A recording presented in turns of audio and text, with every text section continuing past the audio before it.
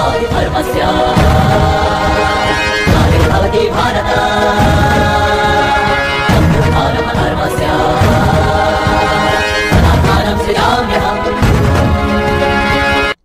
पतित पावन सद्गुरुदेव शिल भक्ति कुमुद संत गोसाई महाराज अभयसक चरणारविंदे दीन दास यथायोग्य प्रणति ज्ञापन। प्रिय सज्जन आपण मानक नमन अभिवादन। चर्चा करवा गीता जयंती विषय रे।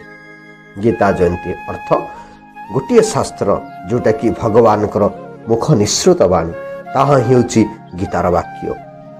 प्रश्न कले प्रथम श्लोक रे धृतराष्ट्र संजय को कौन धर्म क्षेत्रे कुरुक्षेत्रे समवेतायुत्सव मामकाः पांडवाश्चैव किं कुर्वत संजय।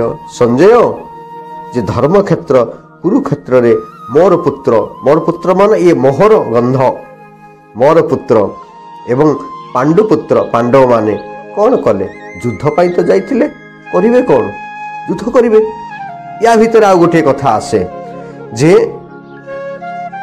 चिंता करथिले धृतराष्ट्र जे मो पुत्र पाखरे मो सेना बाहिनी पाखरे पांडव सेना किछि नुहे मोर देखिबा दरकार नहीं।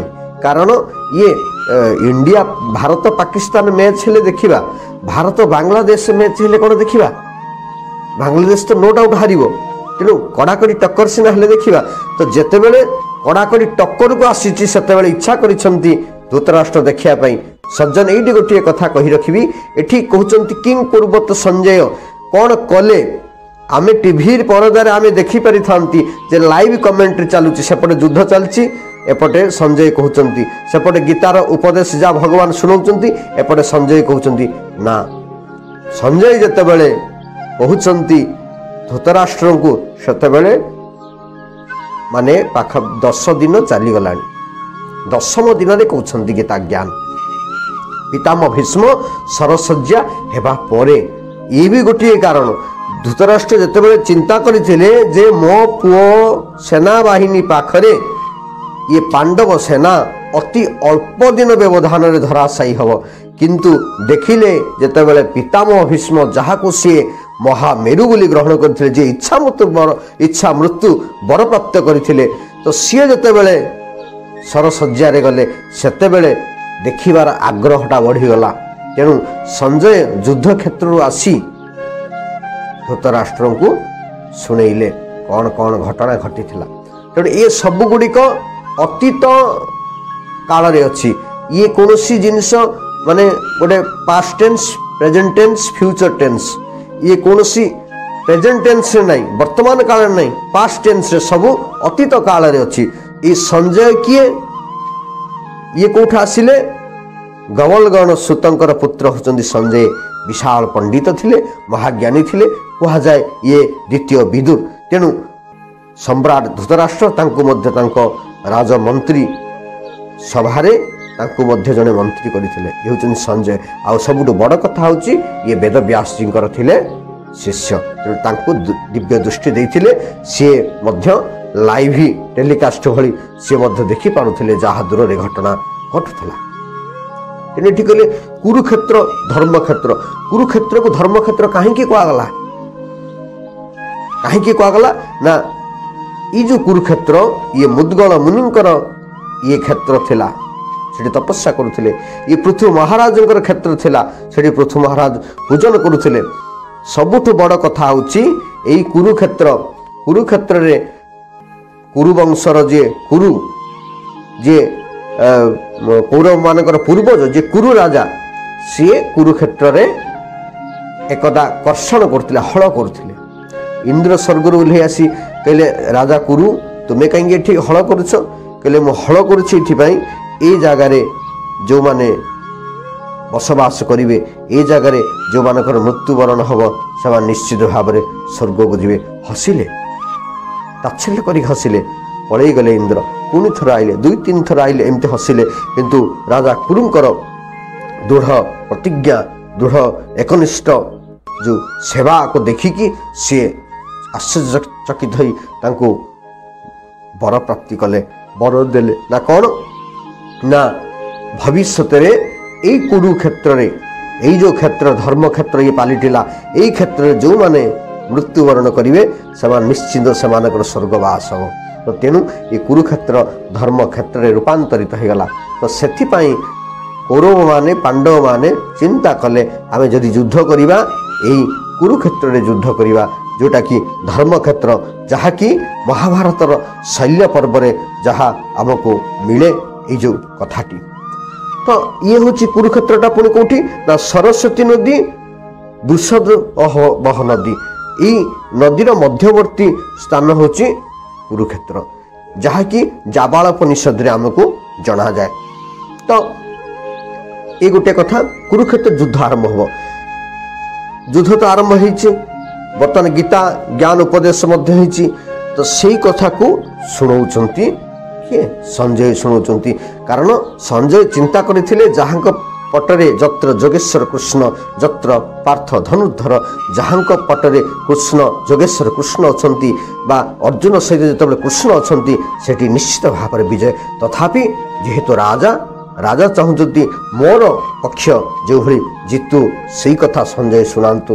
संजय किंतु जानी महाज्ञानी संजय जानी ना राजांकर परास्त निश्चित भाव में सम्राट धृतराष्ट्रंकर किंतु इठारे सी चलैला भली कथा कहते जे किभली भाव में उपनीत होती और पांडव पक्ष कौरव पक्ष कौन है से भितर किभली युद्ध है।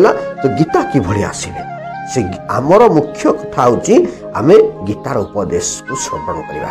तो पांडव श्रेष्ठ मध्यम पांडव अर्जुन प्रथम जुगटा कौन अर्जुन विषाद जुग आम समस्ते विषादग्रस्त कहीं कहीपर मु शांति अच्छी बोली आम समस्ते विषादग्रस्त तेणु विषादग्रस्त आम मान गीता ही मूल उपादेय पुस्तक जहाँ को अर्जुन को निमित्त करी भगवान कृष्ण आम मान गढ़ी तोड़े ये अर्जुन विषाद जुग।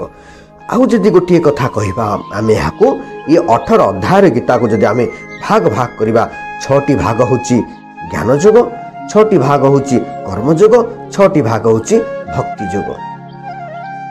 तो मध्यवर्ती जो 6टी भाग आम से भक्ति जोग पाइले एपटे ज्ञान सेपटे कर्म एपटे कर्म सेपटे ज्ञान तेणु 12 अध्याय को कहगला पुरस्ट भाव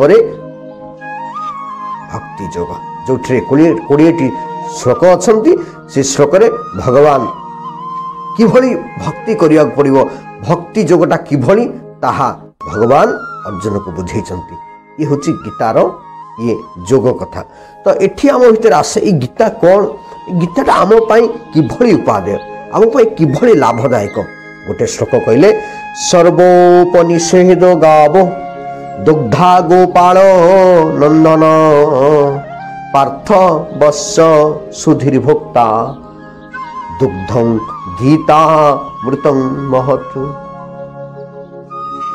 कहले ये हूँ गीता कौन ना गीता हूँ सर्वोपनिषेद गावो समस्त उपनिषेद जदि गाई हंती आमे गाई कौन क्षीर दिए महिषी क्षीर दिए गाई क्षीर दिए गाई अमृत दिए गवामृतम जर्सी गाई क्षीर दिए किंतु देशी गाई केबे क्षीर दिए ता क्षीर हूँ अमृत गवामृतम। तेणु ये जो गाई क्षीर दौची सबु उपनिषेद कहले गाभी सहित तुलना कले गाभी पिला जन्म करिवो तो गाभीर जो संतान बच्चा बाछुरी की कहले अर्जुन अर्जुन गाई हूँ क्षीर पीब है कि तो अर्जुन तो क्षीर पीउछंती गाई पाखर क्षीर झुरुची है कि गाई पाखर क्षीर झुरुची सब उपनिषद क्षीर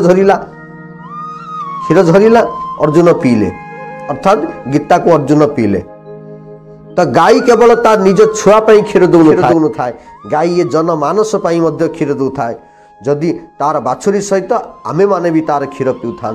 तेणु एठी क्षीर जड़े दुहिवा पड़े क्षीर को किए दुहे ना दुग्धा गोपाल नंदना दुहुचंदी किए दुग्धा किए गोपाल नंदना अर्थात कृष्णचंद्र भगवान दुहुचंती दुही की कौन करिवे ना पार्थ वत्स किए बाछुरी पार्थ अर्जुन तो अर्जुन पीउचंती एवं ये जो क्षीर दुहिले क्षीर बाहर कले गीता रूपक क्षीर को जो बाहर कले କାହାପାଇଁ ସୁଧୀରି ଭକ୍ତା ଦୁଗ୍ଧା ଗୀତା ଅମୃତମ ମହତ୍। ତ କାହାପାଇଁ ନା ଆମେ ସମସ୍ତେ ସୁଧୀରି ଭକ୍ତା, ଆମେ ସମସ୍ତେ ହେଉଛନ୍ତି ପିଇବା ପାଇଁ ଯୋଗ୍ୟା। ଇଏ ଜନମାନସ ମାନେ ଶ୍ରୋତାମାନେ ହେଉଛନ୍ତି ଦୁଗ୍ଧ ବା এই ଯେଉଁ ଗାଈର ଅମୃତକୁ ପିଇବା ପାଇଁ ଚାହିଁ ବସିଥାନ୍ତି। ତ ଭଗବାନ କୃଷ୍ଣଚନ୍ଦ୍ର ସେଇ ଅମୃତକୁ ନିଜେ ଗୋଦୋହକ ସାଜିକି ଦୁଗ୍ଧା ସାଜିକି ଦୁଇଁକି ଚର୍ବିତ ଚୋଷଣ କରି ସମସ୍ତ ଶାସ୍ତ୍ରକୁ ଚର୍ବିତ ଚୋଷଣ କରି ମୂଳ ମନ୍ତ୍ର ମୂଳ ଗ୍ରନ୍ଥ ରୂପରେ ଗୀତାକୁ ଆମମାନଙ୍କ ପାଖରେ ଆଜିର ମାନେ ଏଇ ଯେଉଁ ଦିବସରେ ଆମମାନଙ୍କ ପାଖରେ ପହଞ୍ଚାଇଲେ। ଏଠି ଆଉ ଗୋଟେ କଥା କହି ରଖିବି, ବାସ୍ତବିକ ଏ ଗୀତାର ଜ୍ଞାନକୁ ଭଗବାନ କୁହାଯାଏ ଏ ମାର୍ଗଶିର ମାସ ଶୁକ୍ଳପକ୍ଷ ଏକାଦଶୀ ତିଥିରେ କହିଥିଲେ। ତ କେଉଁଠି କେଉଁଠି ଏକାଦଶୀ ତିଥିରୁ ଦ୍ୱାଦଶୀ ତ୍ରୟୋଦଶୀ ପର୍ଯ୍ୟନ୍ତ 3 ଦିନ ଧରି ପାଳନ କରାଯାଏ ଗୀତା ଜୟନ୍ତୀ ଉତ୍ସବ, ଗୀତା ଯଜ୍ଞ ଆଦି କରାଯାଏ। କେଉଁଠି କେଉଁଠି ଏକାଦଶୀ ଦିନ ପାଳନ କରାଯାଏ, କେଉଁଠି କେଉଁଠି ତ୍ରୟୋଦଶୀ ଦିନ ମଧ୍ୟ ପାଳନ କରାଯାଏ। ଯାହା ବି ହେଉ ଏ ଗୀତା ଆମ ପାଇଁ ଏଇଭଳି ଉପାଦେୟ ପୁସ୍ତକ ଯେଉଁ ଗୀତାକୁ ଆମେ ପଢ଼ିଲେ ଗୀତା ତ୍ୟାଗୀ ଗୀତା ତ୍ୟାଗୀ। ତ ଗୀତାକୁ ଆମେ ପଢ଼ିଲେ ଆମ ଭିତରେ ସବୁ ପ୍ରକାର ସଂଶୟ ଦୂର ହୋଇଯିବ, ଆମ ଭିତରେ ତ୍ୟାଗ ମନୋବୃତ୍ତି ଆସିବ। ଶେଷରେ ଗୋଟେ କଥା କହି ରଖିବି, ଏଇ ଗୀତା ତାହା ନା କ'ଣ ଯେ ଅର୍ଜୁନ ତ ସବୁ ଜାଣିଥିଲେ, ଅର୍ଜୁନ ପାଖରେ ସାମର୍ଥ୍ୟ ଥିଲା, ଅର୍ଜୁନ ପାଖରେ ଐଶ୍ୱର୍ଯ୍ୟ ଥିଲା, ବଳ ଥିଲା, ବୁଦ୍ଧି ଥିଲା, ବିଦ୍ୟା ଥିଲା, କରିବାର କୌଶଳ ବି ଜଣା ଥିଲା, ଯୁଦ୍ଧରେ ନିପୁଣ ଥିଲେ, ସିଏ ଭଲ ଅସ୍ତ୍ର ଚାଳନା କରୁଥିଲେ। ସବୁ କଲା ପରେ ତାଙ୍କୁ କାହିଁକି ବିଷାଦ ଆସିଲା? ସେ ବଡ଼ ଜ୍ଞାନୀ ଭଳିଆ କଥା କହିଲେ କିନ୍ତୁ କାର୍ଯ୍ୟ ଉଲ୍ଟା କଲେ। ତ ସେଇଠି ଗୁରୁର ଆବଶ୍ୟକ। ଆମେ ବେଳେବେଳେ ନିଜକୁ ବହୁତ ଜ୍ଞାନୀ ଭାବନ୍ତି ଏବଂ ଭୁଲ କରି ବସନ୍ତି। ତ ସେଇଠି ଗୁରୁର ଆବଶ୍ୟକ। କୃଷ୍ଣ ବନ୍ଦେ ଜଗଦ୍ଗୁରୁ, ଭଗବାନ କୃଷ୍ଣ ଅର୍ଜୁନ ଗୁରୁ ରୂପରେ କହିଲେ। କୃଷ୍ଣଙ୍କର ଅର୍ଜୁନଙ୍କର ବନ୍ଧୁତା ଥିଲା, ଆଉ ଅର୍ଜୁନ ସବୁ ମାନେ what to do, where to do, when to do, how to do, why to do, କେଉଁଠି କ'ଣ କେତେବେଳେ କ'ଣ କେମିତି କ'ଣ କାହିଁକି କରିବେ ସବୁ ଅର୍ଜୁନକୁ ଜଣାଥିଲା। କିନ୍ତୁ ତାଙ୍କର ଇଚ୍ଛା ୱିଲିଂ ପାୱାର ନଥିଲା, ଇଚ୍ଛା ଶକ୍ତି ନଥିଲା। ସେ ଗାଣ୍ଡିବ ଧନୁ ତାଙ୍କର ଖସି ପଡ଼ିଥିଲା, ଗାଣ୍ଡିବ ଧନୁକୁ ଧରିବାର ତାଙ୍କର ଆଗ୍ରହ ହିଁ ନଥିଲା। ତ ସେଇଟା କିଏ କଲେ? ଭଗବାନ କୃଷ୍ଣ କଲେ। କହିଲେ ୱାନ୍ ଟୁ ଡୁ, ତୁମେ ଆଗେ ଆଗ୍ରହ କର ପ୍ରକାଶ କରିବା ପାଇଁ, ଆଗ୍ରହ ପ୍ରକାଶ କର କରିବା ପାଇଁ। ତୁମ ପାଖରେ ହଜାର ଜ୍ଞାନ ଥାଉ, ତୁମେ ଯଦି ଖାତାରେ ନ ଲେଖିବ, ନ ପଢ଼ିବ ଏବଂ ଯଦି ତୁମେ ପରୀକ୍ଷାରେ ତାକୁ ଖାତାରେ ନ ଲେଖିବ ତାହେଲେ ତୁମର ଫେଲ୍। ତେଣୁ ଆମେ ସମସ୍ତେ ସେଥିପାଇଁ ଆମେ ଯେତେ ବାହୁବଳ ଥିଲେ ବି ସୁଦ୍ଧା ଯଦି ଭଗବାନଙ୍କର ବଳ ଆମ ପାଖରେ ନାହିଁ ତାହେଲେ ସବୁ ଫସର ଫଟା। ତେଣୁ ସଜ୍ଜନ, ଗୀତା କେବଳ ଗୋଟିଏ ଧର୍ମଗ୍ରନ୍ଥ ନୁହେଁ, ଗୀତା ଗୋଟିଏ ଉପାଦେୟ ଗ୍ରନ୍ଥ। ଗୀତା ମଧ୍ୟ ଏଠି ପରଶୁରାମଙ୍କର କ୍ଷେତ୍ର ମଧ୍ୟ ଥିଲା, କୁରୁକ୍ଷେତ୍ର। କହିଲେ ତସ୍ମାତ୍ ବାହୁ କୁରୁକ୍ଷେତ୍ରଂ ଦେବ ଯଜନମ୍। ତ ମାନେ ଦେବ ଯଜନ କରିବା ପାଇଁ ଇଏ ହେଉଛି ପଞ୍ଚକୋଶୀ ବିଶିଷ୍ଟ, ଇଏ ହେଉଛି କୁରୁକ୍ଷେତ୍ର। ଯେଉଁ କୁରୁକ୍ଷେତ୍ର ଆଜି ଆମକୁ ଗୀତା ଦେଇଛି, ଧନ୍ୟ ସେଇ କୁରୁକ୍ଷେତ୍ର। ଆମେ ନିଶ୍ଚିତ ଭାବରେ ପ୍ରତ୍ୟେକ ଦିନ ଗୀତାକୁ ଶ୍ରବଣ କରିବା। ଗୀତାକୁ ମଧ୍ୟ ବ୍ୟବସାୟରେ ମଧ୍ୟ ନିଆଯାଇପାରେ, ସଂସାରରେ ମଧ୍ୟ ସଦ୍ଭାବନା ବୃଦ୍ଧି କରିବା ପାଇଁ ଗୀତାକୁ ମଧ୍ୟ ନିଆଯାଇପାରେ।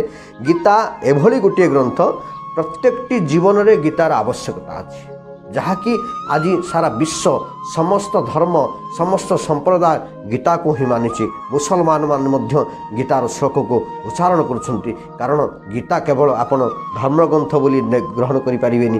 ଗୀତା ମଧ୍ୟ ଆପଣ ମାନେ ଦୁଇ ପ୍ରକାର, ଗୋଟେ ହେଉଛି ପାରମାର୍ଥ୍ୟ କଲ୍ୟାଣ ଆଉ ଗୋଟେ ଆଧ୍ୟାତ୍ମିକ କଲ୍ୟାଣ। ଦୁଇଟା ଯାକ କଲ୍ୟାଣକୁ ଗୀତା ଆପଣଙ୍କ ପାଖରେ ନେଇ ପହଞ୍ଚାଇବ। କାରଣ ଯତ୍ର ଯୋଗେଶ୍ୱର କୃଷ୍ଣ ଯତ୍ର ପାର୍ଥ ଧନୁର୍ଦ୍ଧର, ଯେଉଁଠି ପାର୍ଥ ଧନୁର୍ଦ୍ଧର ଅର୍ଜୁନ ଅଛନ୍ତି, କୃଷ୍ଣ ଅଛନ୍ତି, ତେଣୁ ବିଜୟ ସୁନିଶ୍ଚିତ। ତ ଆମେ ଯଦି ନିଜକୁ ଅର୍ଜୁନଙ୍କ ଭଳି ଭାବିବା ତ ଆମର କୃଷ୍ଣ ଦରକାର। ତ ଅର୍ଜୁନ ଏତେ ବଡ଼ ହେଇକି ଯଦି କୃଷ୍ଣ ତାଙ୍କ ପାଖରେ ନାହାନ୍ତି, ସେ ଫେଲ୍ ମାରିଲେ କେତେବେଳେ? ଯେତେବେଳେ ଭଗବାନ କୃଷ୍ଣ ସ୍ୱର୍ଗା ମାନେ ନିଜ ଧରାଧାମକୁ ଚାଲି ଯାଇଛନ୍ତି, ଯୁଧିଷ୍ଠିର ପଠେଇଛନ୍ତି, ଯାଅ ତୁମେ ବୁଲି ଆସ ଦ୍ୱାରକାରୁ। ଅର୍ଜୁନ ଫେରୁଛନ୍ତି, କୃଷ୍ଣ ନାହାନ୍ତି। ଅର୍ଜୁନ ଯେତେବେଳେ ଫେରିଲେ, କିଛି ଯାଦବ ପତ୍ନୀକୁ ସାଙ୍ଗରେ ନେଇ ଆସୁଛନ୍ତି। ବାଟରେ ଛୋଟ ଛୋଟ ଜାତିର, ଶବର ଜାତିର, ଆଦିବାସୀ ଜାତିର ଛୋଟ ପିଲାମାନେ ଅର୍ଜୁନକୁ ଯୁଦ୍ଧରେ ପରାସ୍ତ କରିଛନ୍ତି। ଅର୍ଜୁନଙ୍କର ଆଶ୍ଚର୍ଯ୍ୟରେ ଚକିତ ରହିନି। କହିଲେ ଯେଉଁ ଅର୍ଜୁନ ଇନ୍ଦ୍ରପଦ ଅଧେ ନେଇ ପାରୁଥିଲା, ଯେଉଁ ଅର୍ଜୁନ ବିଶ୍ୱ ବିଜୟୀ ହେଇଥିଲା, ଯେଉଁ ଅର୍ଜୁନ ବାଣରେ ସାରା ପୃଥିବୀ ଥରଥର ହେଉଥିଲା, ସେ ଅର୍ଜୁନ ଆଜି ଗାଣ୍ଡିବଧନୁ ଉଠେଇ ପାରୁନି। ଅର୍ଜୁନ ଆଜି ପରାସ୍ତ ହେଇଛି। କାହିଁକି? ସେ ସବୁ ଥିଲା, ଏଇ ଅର୍ଜୁନ ଥିଲା, ସେୟା କରୁଥିଲା। କିନ୍ତୁ ଏହି ଅର୍ଜୁନ ସହିତ ଭଗବାନ କୃଷ୍ଣ ଥିଲେ। ତେଣୁ ଆଜି କୃଷ୍ଣ ନାହାନ୍ତି ବୋଲି ଅର୍ଜୁନର ଅର୍ଥ ନିରର୍ଥକ ହେଇଯାଇଛି। ତେଣୁ ସଜ୍ଜନ ଗୋଟିଏ କଥା କହି ରଖିବି, ସବୁବେଳେ କୃଷ୍ଣକୁ ଭଗବାନ ନେଇକି ଚାଲନ୍ତୁ। ଗୀତାଙ୍କୁ ଟିକେ ପଢ଼ନ୍ତୁ, ଟିକେ ବୁଝନ୍ତୁ। ବୁଝିଲେ ଆପଣଙ୍କ ଜୀବନ କଲ୍ୟାଣମୟ ହେଇଯିବ, ଆପଣଙ୍କ ଜୀବନ ଜ୍ଞାନମୟ ହେଇଯିବ। ଆପଣ ଆନନ୍ଦରେ ବିଚରଣ କରିପାରିବେ, ଭଗବାନଙ୍କର ପରମ ଧାମକୁ ପ୍ରାପ୍ତ ହେବେ। ଜୟ ମା ଗୀତା, ଜୟ ମା ଗୀତା, ଜୟ ମା ଗୀତା।